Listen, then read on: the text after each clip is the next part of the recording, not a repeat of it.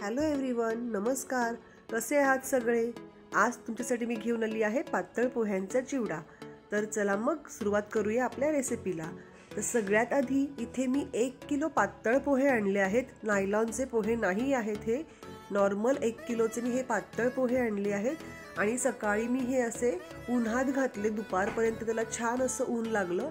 आणि ही सगळी पूर्वतयारी करून ठेवली, म्हणजे खोबरं बारीक कापा करून ठेवल्या किंवा कढीपत्ता स्वच्छ धुवून तो जाळीच्या अशा डिशमध्ये ठेवून दिला की जेणेकरून त्यातलं पाण्याचं प्रमाण निघून जाईल जरा.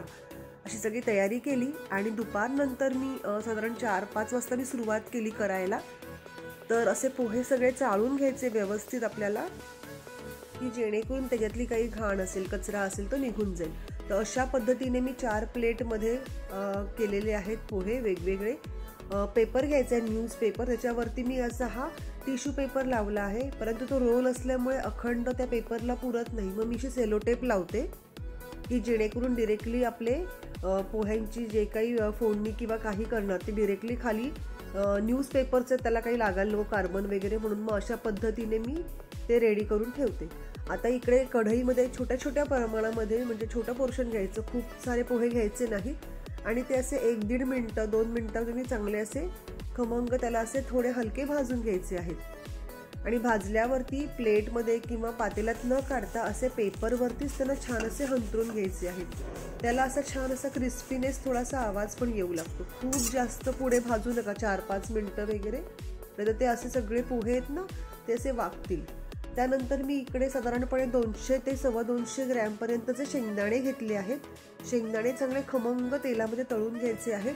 त्याला असे त्याचे साल आहेत ना, त्याला चिरा पडतात, अशा फुटतात त्याचे शेंगदाणे, म्हणजे आपले शेंगदाणे असे छान खमंग तळले गेले आहेत.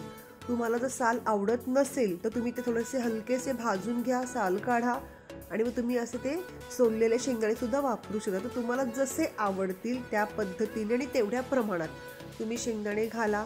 कमी हवे असेल तर कमी घाला, जास्त हवे असेल तर जास्त घाला. मी या कोणत्याचेच प्रमाण दिले नाही आहेत त्याच्यामध्ये, कारण हे असं कारण आहे की कोणाला जास्त शेंगदाणे आवडतात, कोणाला कमी आवडतं, कोणाला खोबरं जास्त लागतं. तर तुम्ही हे चिवड्यात लागणारे हे काही जे सारे जिन्नस आहेत हे तुमच्या आवडीने आणि तुम्हाला आवडतील त्या प्रमाणात तुम्ही घाला. कमी जास्त घातल्यावरती चिवडा खराब होईल किंवा प्रमाणच चुकेल माझं, असं काही होत नाही. चिवडा अतिशय सोपा आहे करायला. इकडे मला बदाम तळलेले खूप आवडतात चिवड्यामध्ये, त्यामुळे मी कुठलाही प्रकारचा चिवडा करू दे मी त्याच्यामध्ये बदाम घालते. मक्याचा असेल तरी पण घालते, पोह्याचा असेल तरी पण मी घालते. तर मी इकडे हे बदाम थोडेसे बदाम घेते, ते पण असे खमंग तळून घेते. तर तुम्हाला चिवड्यामध्ये जे काही जिन्नस घालायचे असतील तुमच्या आवडीप्रमाणे आणि तुम्हाला आवडतील त्या प्रमाणात तुम्ही मोजून घ्या आणि घाला. कमी जास्त केल्यामुळे काहीच फरक पडणार नाहीये. बदाम तळून झाल्यानंतर मी या ठिकाणी थोडेसे काजूचे तुकडे घातलेले आहेत. या गोष्टी लगेच छान पटकन तळल्या जातात, म्हणून या नंतर तळायच्या. सगळ्यात आधी शेंगदाणेच पहिला तळायला घ्यायचे घेताना. फक्त हा जो सिक्वेन्स आहे तो तुम्ही फक्त लक्षात घ्या. आधी मी शेंगदाणे तळून घेतले, त्यानंतर मी बदाम तळले, आता मी काजू घातले आहेत. काजू छान असे गोल्डन कलरचे करून घ्यायचे आहेत.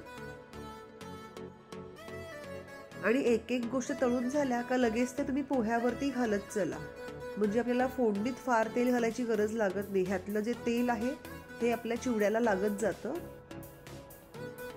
आता हे काजू बदामाचं जे आहे तळलेलं मिश्रण हे आपण पोह्यावरती असं हंतरून देऊया.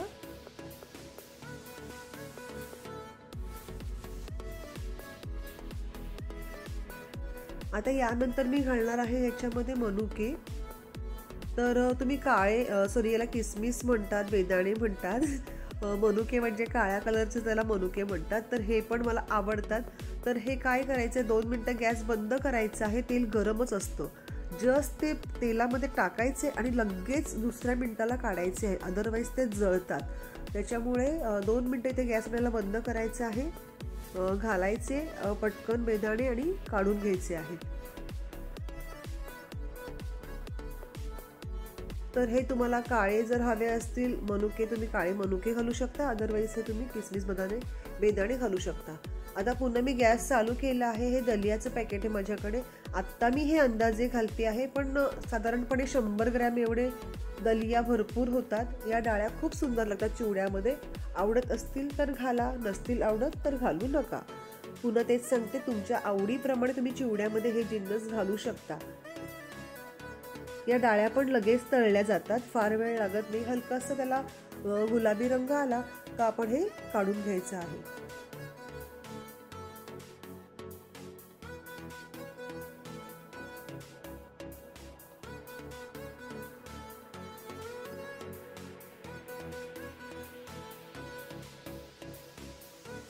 पुन्हा मी हे पोह्यावरती टाकत आहे आणि आता मी ह्या म्हणजे ड्राय ह्याच्यात सगळ्यात शेवटी आता मी घालते खोबरं।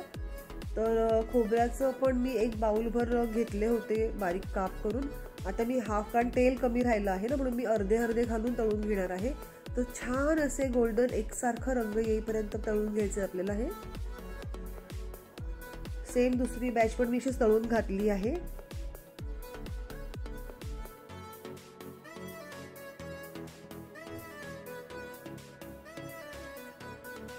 आता मी इथे थोडं तेल एवढंच घेतलेलं आहे, कारण 1 किलोचा चिवडा आहे। परत मी ऍड नाही केलं आहे, जे तळणीसाठी घेतलेलं त्यातलं हे तर एवढं तेल उरलं आहे।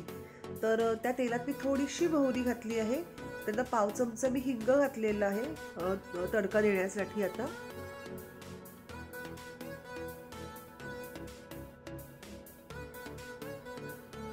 आणि मोहरी तडकली की त्यानंतर आपल्याला घालायच्या आहेत मिरच्या। मिरच्या तुमच्या आवडीप्रमाणे घाला। या कमी तिखटाच्या मिरच्या असल्यामुळे मी मला असं वाटतंय 15 ते 20 मिरच्या मी घेतल्या, कारण त्या अजिबातच तिखट नाही आहेत। तुम्ही लवंगी मिरची वापरू शकता या ठिकाणी।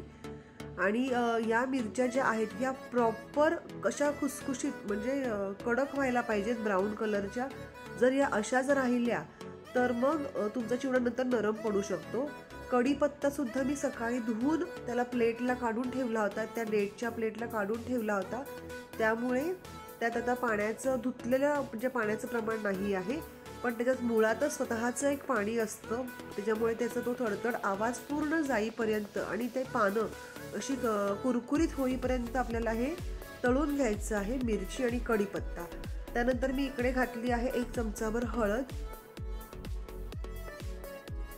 या सगळ्या गोष्टी या क्रिस्पी झाल्याशिवाय टाकायच्या नाहीत, अदरवाईज चिवडा नरम पडेल। त्यामुळे मिरची आणि कढीपत्ता प्रॉपर तळलं गेलं पाहिजे, त्याची तुम्ही काळजी घ्यायची आहे। बस, बाकी एक काय लागतच नाही, अगदी सोपं आहे। तर आता मी इकडे चिवडा हा एकसारखा करून घेत आहे। सगळे जिन्नस आत्ताच टाकल्यामुळे थोडासा हलका गरम होता, तो पूर्ण थंड करायचा आहे चिवडा। आणि त्यानंतर आपल्याला याच्यामध्ये मीठ आणि थोडी पिठी साखर घालायची आहे चवीप्रमाणे। आणि अगदी थोडासा मी चाट मसाला पण याच्यामध्ये ऍड करणार आहे, कारण जरा चटपटी चव येण्यासाठी। तर गरम गरम घालायचं नाही आहे। पुन्हा तेच आहे की जर पदार्थ हे गरम असतील आणि तुम्ही जर पिठी साखर घातलं, मीठ घातली, तर त्याला त्याचं ते पाणी सोडतील, कारण मॉइश्चर होतं ना ते गरम। तुम्ही याच्यामध्ये मीठ घातलं साखर घातल्यावरती आणि चिवडा तुमचा पुन्हा एकदा सांगते नरम पडण्याचं हे सुद्धा एक कारण असू शकतं। तर या सगळ्या लहान लहान टिप्स आहेत। पूर्ण चिवडा थंड करायचा आणि त्यानंतर मीठ, साखर आणि चाट मसाला घालून द्यायचा आहे। व्यवस्थित मिश्रण एकसारखं करायचं आहे आणि असंच पातेलं व्यवस्थित घट्ट त्याला झाकण जे बसतं, किंवा तुम्ही एखाद्या डब्यात काढून ठेवून द्या। त्या क्षणाला प्रॉपर चव कळत नाही, रात्रभर मुरला तरी ती चव छान कळते सेकंड डेला। तर अशा पद्धतीने तुम्ही चिवडा करून पहा आणि रात्री करून ठेवला किंवा आदल्या दिवशी केला का सेकंड डे त्याची चव बघा एकदम एक्झॅक्टली कळते, मीठ साखर तिखट करेक्ट आहे की नाही आहे। तर तुम्ही त्याप्रमाणे ते कमी जास्त करू शकता। तर अशा पद्धतीने खमंग कुरकुरीत चिवडा तयार झाला आहे। कशी वाटली रेसिपी हे नक्की सांगा।